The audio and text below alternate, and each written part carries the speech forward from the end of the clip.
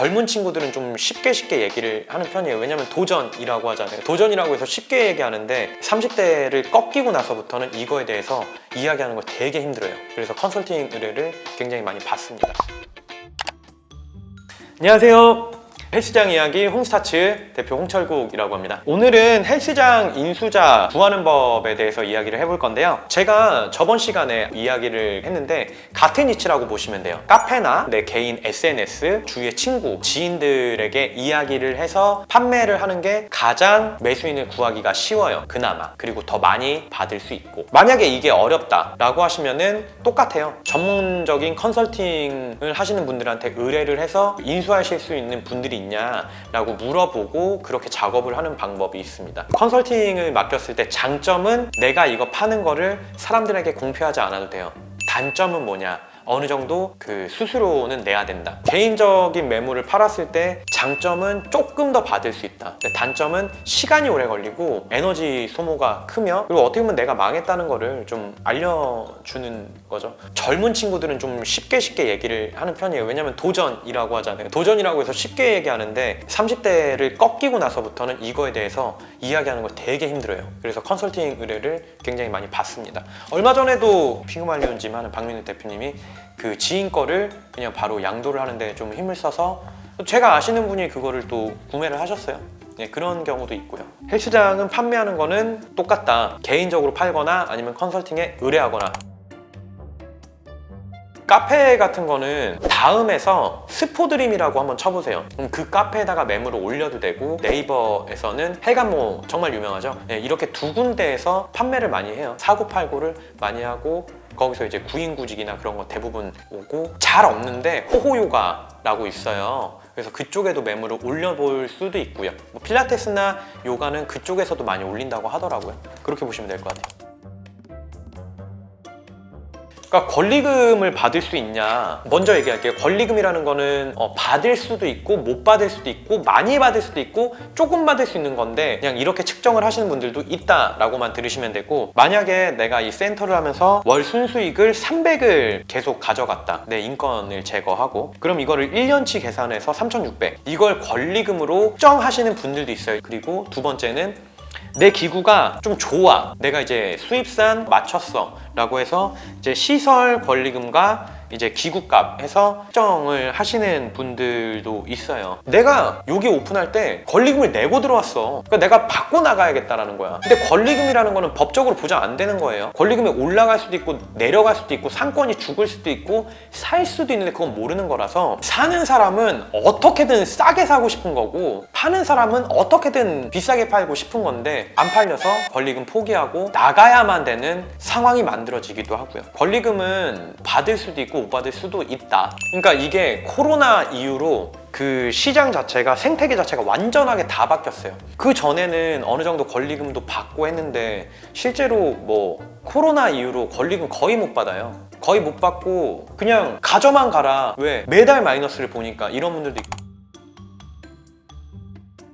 회원 정리는 큰 데들 같은 경우는 이 센터가 내가 가지고 있는 수많은 센터 중에 하나인데 잘 안 되니까 팔았을 때는 그 센터에 브랜딩이 되어 있기 때문에 그때 이제 깔끔하게 환불을 해주거나, 내 주위 센터, 내 옆 센터, 이제 친분이 좀 있는 센터에 가서 나 이 정도 금액이 남았고 PT가 이 정도 남았는데 내가 이 정도 돈을 줄 수 있을 것 같다는데 혹시 당신들이 해줄 수 있냐, 그렇게 도리어 판매를 하시는 분들도 있어요.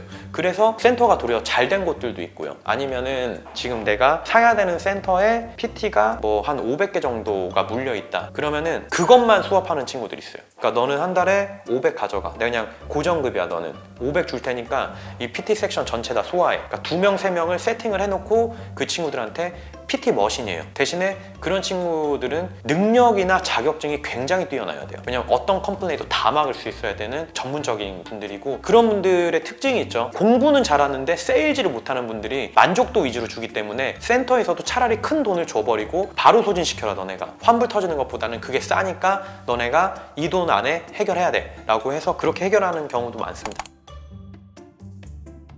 예전에 역곡이라는 곳에 되게 자리가 좋은 곳이 있었어요. 그리고 지금부터 한 10년 전에 그쪽에서 그 대단한 선수들도 많이 양성을 했고 그 자리가 매물로 비밀리에 나왔고 그거가 판매가 되었어요. 그거를 사신 분은 지금 매장이 뭐 30개가 넘어가요, 실제로. 왜냐면 정말 잘 됐어요. 그리고 그분은 아마 우리나라에서 피트니스로 가장 크게 잘 될 분 중에 한 분으로 제가 생각을 하고 있습니다. 반대로 안 좋은 사례라고 하면 예를 들어 이 센터를 팔아요. 그래서 다음 달 1일에 당연히 들어오기로 하죠. 이거 진짜 못된 건데 11월 1일부터 내가 인수를 받을 거라 그 전까지 이제 마감해주고 정리를 해라 라고 했는데 이 파는 사람이 10월에 이벤트를 날려요. 단체 문자를 2만 원 1년권 거기서 훅 땡겨요. 5천에서 7천을 예를 들어. 그러면 이 회원권에 대해서 이 사람은 몰랐는데 자녀 섹션을 보니까 뭐 500일, 700일 이렇게 남아있는 거예요. 그러면 이 사람은 그걸 버텨야 되는 거예요. 근데 이거 가지고도 문제가 많은데 보면은 당한 사람이 어떻게 답이 없더라고요.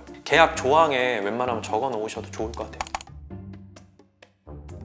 사실상 먹튀논란은 권리금만 포기해도 그나마 빨리 팔려요. 내가 지금 이 상황에서 받을 수 있는 돈이 있고 못 받는 돈이 있는데 그걸 빨리 계산을 해야 되는데 월세 계속 나가야 돼. 월세만 나가는 게 아니잖아요. 직원들도 있잖아요. 그럼 직원들 수업비는 수업하는 거에 배당을 주는 거지만 기본급이라는 것도 있잖아요. 그럼 생각보다 큰 돈이 나가는데 판매하는 게 아니고 좀 욕심내서 권리금까지 내려고 하니까 못 파는 경우도 많거든요. 근데 권리금만 포기해도 어느 정도 매매가 빠르게 돼요. 권리를 안 받아도 매매가 안 되는 곳은 있어요. 예를 들어 상권이 안 좋거나 다른 시장에 비해서 너무 망했어. PT 10,000원 받고 회원권 10,000원 받고 이런 시장들 안 들어가려고 그래요. 그냥 단가가 떨어진 상권에서 다음 주자가 들어와서 단가를 올린다? 이거 진짜 힘들어요. 먹튀 논란 없이 현명하게 정리하는 방법은 빨리 정신을 차리고 빨리 팔았어야 돼요. 헬스장을 차리기 위해서 어떤 걸 해야 되냐라고 했을 때 사장이 모든 걸 다 할 줄 알아야 된다 그랬잖아요. 크기가 커지면서 다들 업무를 하는 팀원들이 생기고 했는데 그게 정리가 안 되고 힘들다, 이 문제를 해결을 못 하겠다 싶으면은 그때 빨리 매매를 하려고 노력을 하셔야 돼요. 그래야 조금이라도 까지는 돈이 없을 겁니다. 요 근래에 먹튀를 우리 업종에서 다루고 있는 것 같아요. 뉴스에도 나오고 실제로 저도 그런 곳에 굉장히 큰 돈이 물려 있습니다. 시장은 실제로 안 좋아지고 점점 더 어려워지는데 그냥 막무가내로 오픈하는 센터들도 많아지는 것 같아요. 지금 이런 환경과 상황에서 어찌되었건 우리가 이 업을 가지고 계속해서 영위를 해나가야 된다고 했을 때 정리하는 분들도 본인 생각만 하지 말고 정확히 정리를 해야 되고, 오픈하시려고 하는 분들도 내가 가진 돈에 맞춰서 창업을 해야 그나마 안정적으로 되는 거지, 욕심내고 어떻게든 오픈하려고 하면 위험합니다. 잘 되더라고요. 건강한 헬스장 그리고 피트니스 문화를 만들기 위해서 조금 더 공부하시고 진지하게 참여하셨으면 좋겠습니다. 감사합니다.